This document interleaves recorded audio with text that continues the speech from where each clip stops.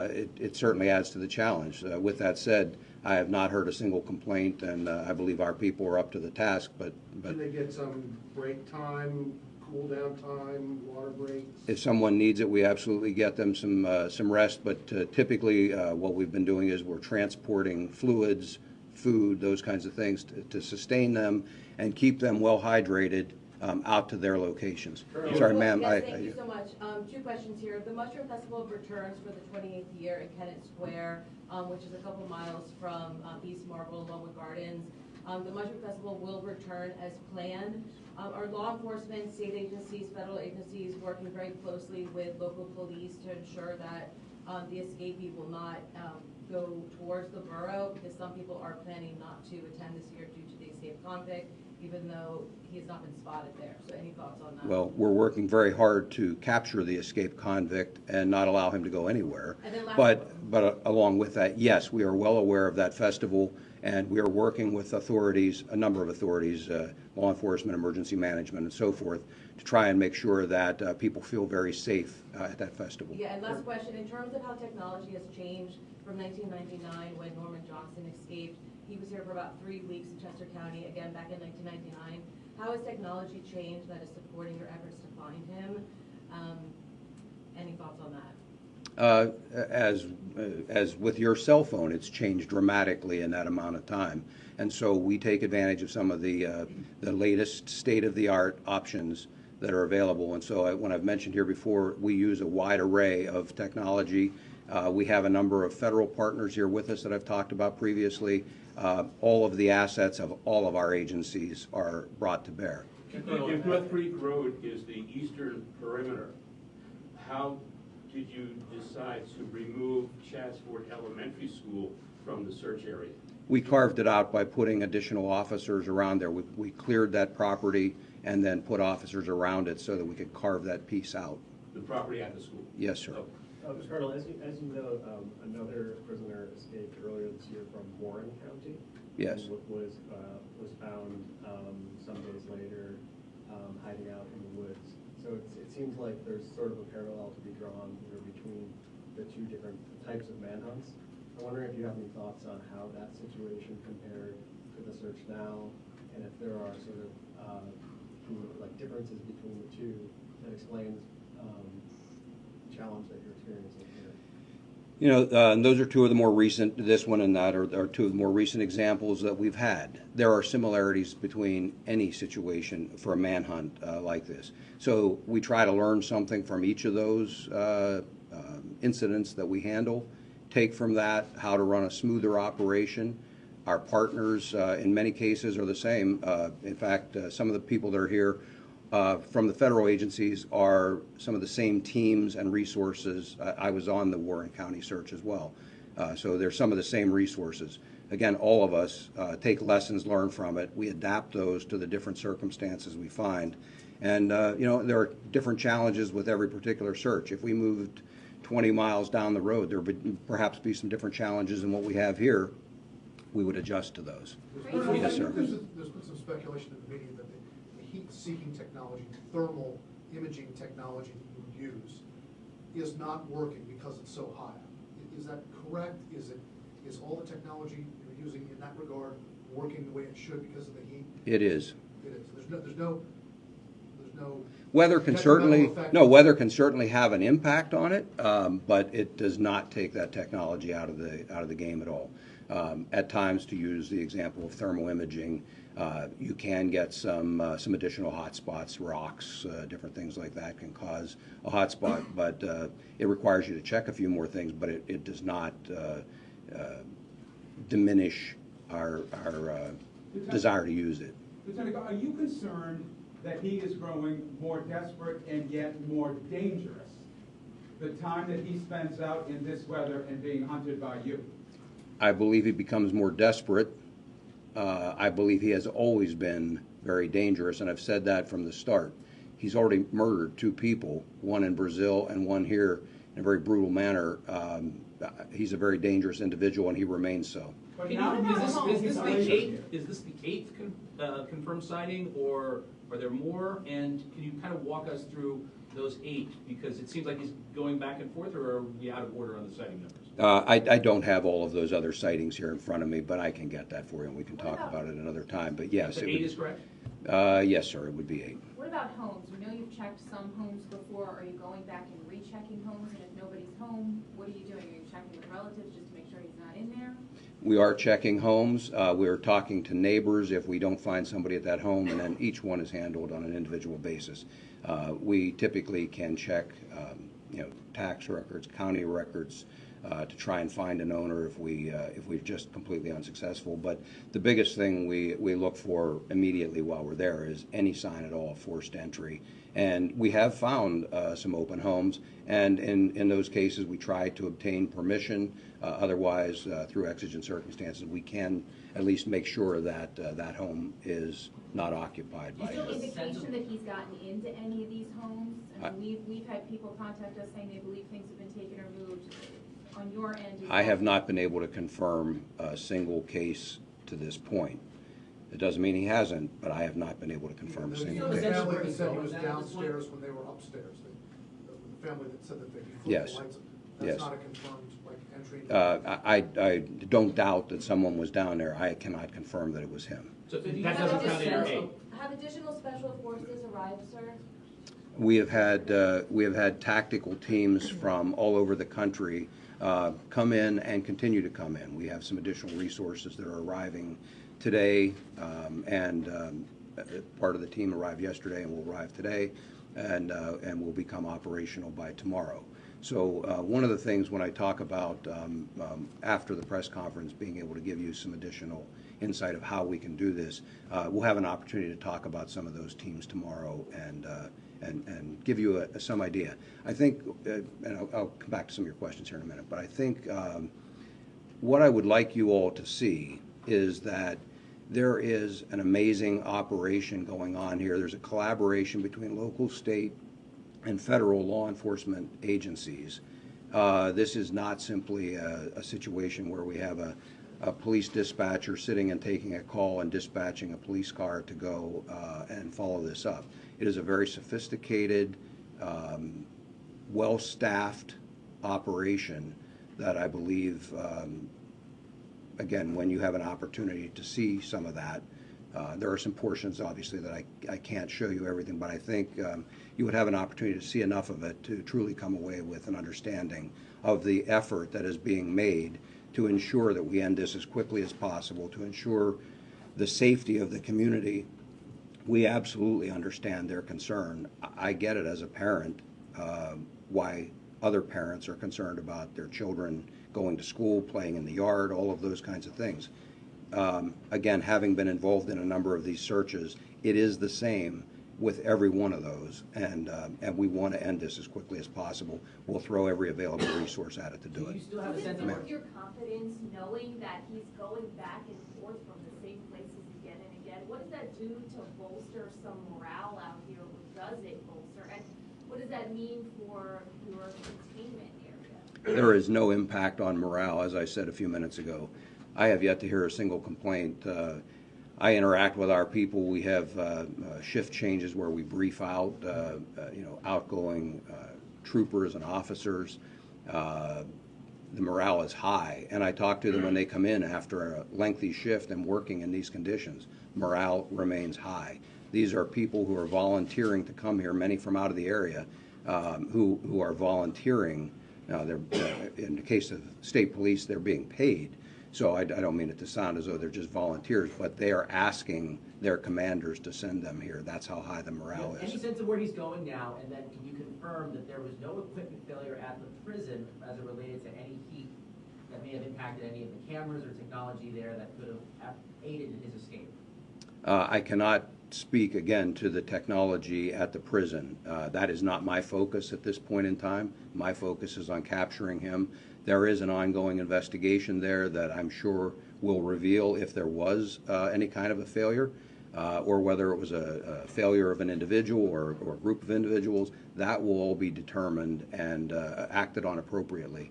But for right now, again, the priority for me and our focus is on getting him back into Well, custody. you do have a sense of where he's going then? I have some ideas. Again, I can't get inside his head. I wish I could. I wish I could go right to where he is. So we use our experience, we use the information that's available to us, and then we also use any number of different techniques to try and push him, to try and get him to make a mistake, and to detect that mistake when it occurs. Was there a search of that trail? Just one second, the gentleman back there. Can you explain why you can't just have this perimeter and then squeeze in and get him? Obviously, it's not that simple, you would have done it, but Yes. why doesn't that work? For a number of reasons, it doesn't work. First of all, it's not just a perfect open piece of land that you can just march through. You've got businesses, residences, highways, hills, valleys, wooded areas that can't be pushed through. The number of people that it would take to contain that area and be able to walk shoulder to shoulder through that area and squeeze, and the amount of time that it would take, it's just simply not realistic to do that. If we were talking about, one city block or something like that, it would be a different story. It's just too large of an area to be able to squeeze in and push like that. Yes, Lieutenant Colonel, could you provide an estimate as to how many personnel are currently at Longwood Gardens trying to track this guy down right now? And what tactics and what technology is being used at Longwood Gardens? Off the top of my head, I couldn't speculate. It'd be a large number of people. We don't break the perimeter, so we're not moving every single person there. We want to keep the perimeter secure while we move response teams there. And so I mentioned, tactical teams, aviation, mounted detail, some other foot searchers besides the tactical teams, canines. All of that is brought to bear. In terms of the specific number, I couldn't give that to you off the top of my head. at night still? Can you just confirm the account of the man who says he broke into his house? I'm sorry? There was a report of the man that says that Yes. he broke into his house, Mhm. and also whether you're using bloodhounds and why not. We are using tracking dogs, and yes, I believe the account that someone broke in. I'm saying I can't conclusively prove that it was him. Has he left any traces that you have found? Traces of anything? Traces of clothing, food, like the one in Western Pennsylvania, campsites? Has he left any traces at all? We have not recovered anything that I can conclusively say was his at this point. Lieutenant Colonel, there was a lot of speculation yesterday about his training as a survivalist. A few years back, you led the search for Eric Frein in the Poconos. Can you talk a little bit about the difference between that search, which went on for about 48 days, and the search you're currently taking through? Again, as I said earlier, there are a lot of similarities between any of these searches. The difference there was the level of violence. We knew Frein was armed, and so both very violent individuals, very dangerous individuals.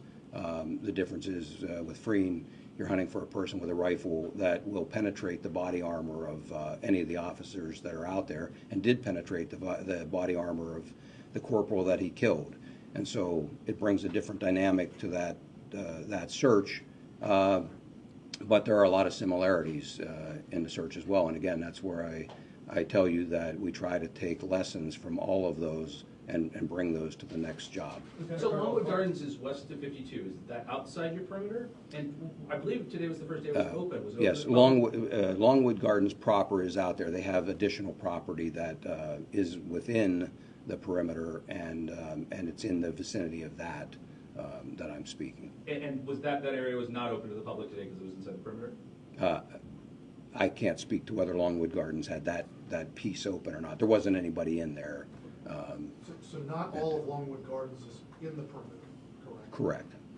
Okay. Do you still have men searching at night? Yes. Lieutenant, this is a question maybe for the district attorney or the chief. Neighbors adjacent to the prison spoke to us today about their concerns for their safety, not the first time that someone escaped from the prison, but now the second time. They are curious about alerts. In May, they're on record today saying that in May, there was no siren, there was no warning. I know you don't speak for the county, but as the chief law enforcement officer for Chester County, how can you assure these neighbors that they're not everyone for themselves out there on their properties? So I understand that alerts do go out. The first prison escape in May, he was captured within 5 minutes, is my understanding. So I don't even know if there was a time for an alert to go out, but I don't know that information conclusively. They are sending out alerts repeatedly through reverse 911 calls, and they keep expanding the perimeter and the radius to where they send those locations or those notifications. So they are on high alert, and those communities that are affected immediately are alerted right away. So I know that the time frame is very rapid from when they are alerted and until when they have an incident. Concerned though that, I mean, I know it's under investigation, but this is supposed to be a facility that holds in these dangerous people. This guy is convicted of murder. Absolutely. You know, this is an outrage. This should have never happened. You know that I was the prosecutor who was assigned to this case, and I helped convict this man, and he was sentenced to life without parole. We're all upset. We're all concerned, and there will be a thorough investigation, and that will be made public at some point. District Attorney Ryan, can you speak to the victim of Deborah for a moment and her family? And I'm assuming that the family has protection right now because he's not near them. They do have protection, and they are terrified. They haven't left their home. They're barricaded inside and very concerned about their safety. We do have police detail around them 24 hours a day, but I know they're very, very worried. Ms. Ryan, When he's caught, do you send him back to Chester County Prison? He will not be going back to Chester County Prison. and when captured, what charges might he face? I mean, what does this bring from a criminal liability? He's charged with escape right now. That's a felony. Where will he go if not to Chester County Prison? He'll go to a state correctional institution. The one that he was sentenced to? He hadn't been assigned to anyone yet. He was on the way to Smithfield to be assigned to another location. Sorry if this was already asked, but will you all release the video of the keeper of Vault escape? No, we're not focusing on that right now. Our primary mission is to get this guy in custody. That's where all of our attention is focused at this moment. Ms. Ryan, did your office answer the motion seeking a retrial or a resentencing for this defendant, Mr. Cavalcante? Did you, I know the judge denied it, but did your office have a response to their pursuing a new trial? We did not respond. The judge decided that on his own. Yes. Just a follow-up question for Lieutenant Colonel Bivens. We've talked to someone who has taken it upon himself to enter into wooded areas and look for Cavalcante. Obviously, this is someone who believes they're a vigilante in this case. What is your message to people who may think that they would be empowered to do such things? First of all, they have no authority other than that of a private citizen to do it. They are risking drawing away law enforcement resources because someone else may see them and report them, and we end up having to go investigate that and draw resources away. So I would ask them not to do it. I can't prevent them from doing it, but they have no authority and run the risk of, depending on what action they take, getting themselves in trouble. Just to confirm that, so the most recent sighting you said was at Longwood Gardens, but it's not Longwood Gardens? No, I said it was in the vicinity. It was near Longwood Gardens. In the vicinity. Yes. In the vicinity of the property, that's not the primary Longwood Gardens property? Yes. Additional, that's in the search area? Yes, sir. Is it Longwood Gardens property or near Longwood Gardens? I don't know, sir. I wasn't out there personally on that one. It was in that vicinity. I just know where the report was. It was very close to where the camera was, which was on Longwood Gardens Lieutenant property. Colonel, what would you say to those who say that he's winning right now? It's 8 days, he's up against hundreds of your people, you've got technology, he's got barely nothing to eat, and you can't catch him. He's winning so far, not you. Well, we've chased people for a lot longer than this and ultimately brought them to justice. As I've said before, we're not going anywhere. We will eventually capture him, and when we do, he's going to prison. I don't consider that winning. There were some neighbors near the area where he was spotted by the creek who were concerned that bloodhounds weren't being used and that the scent may have been anyway lost in the creek itself. Are bloodhounds part of what you're using to try to track him? I don't have bloodhounds at this particular scene, but I've got other tracking dogs that we have confidence in and I'm told can perform in a very similar manner. And by the way, we have them from a number of agencies as well. Just to clarify, so the heat isn't impacting any of the tech that you're using to search for him day and night? Correct. Is there any reason, I asked this yesterday, I asked the same question, is there any reason to believe he's getting or gotten help from anyone outside of jail? It's something that I am always concerned about, but I'm not prepared to discuss that in any further detail at this point. We are always looking for that, and we continue to look for that, because even if it doesn't happen at the beginning, it sometimes can happen at a later point in the hunt. And so it's something we're always aware of, but I'm not prepared to discuss it any There was a further. report that there was a train stopped and searched in the Route 1 area. Don't you think that- There was a train that was stopped there. The railroads have been cooperative with us. For the most part, what they've been doing is stopping at their normal stop, and we can utilize others for surveillance to make sure that no one else boards the train, so that we don't disrupt the train Do you know when traffic. that stop occurred? No, I don't. Does he There have been a number of trains over the last several days that have come through there. Does he have relatives in, this was brought up yesterday, and I don't remember what the answer was. Does he have relatives in Maryland who he may be trying to get to? That's one thing I've heard, but I can't, that's speculation. Does he have relatives in Maryland? Does he have relatives near here who he's been trying to get to? Can you tell us anything about whether you've talked to them? He has relatives in the general area here. Offhand, I'm not familiar with anyone in Maryland. If he's trying to get to those, I wouldn't be able to tell you that at this point. Have you spoken to them? Have you tried to get cooperation from them? We have spoken to relatives, and I can't go any further than that. Yesterday you said something about, you still believe he's heading south, but you couldn't elaborate on that. Can you go further today? No. Okay. All right. Again, thank you very much for your help in getting this word out, keeping the public informed, and we'll talk afterward here about tomorrow. Okay? Thank you.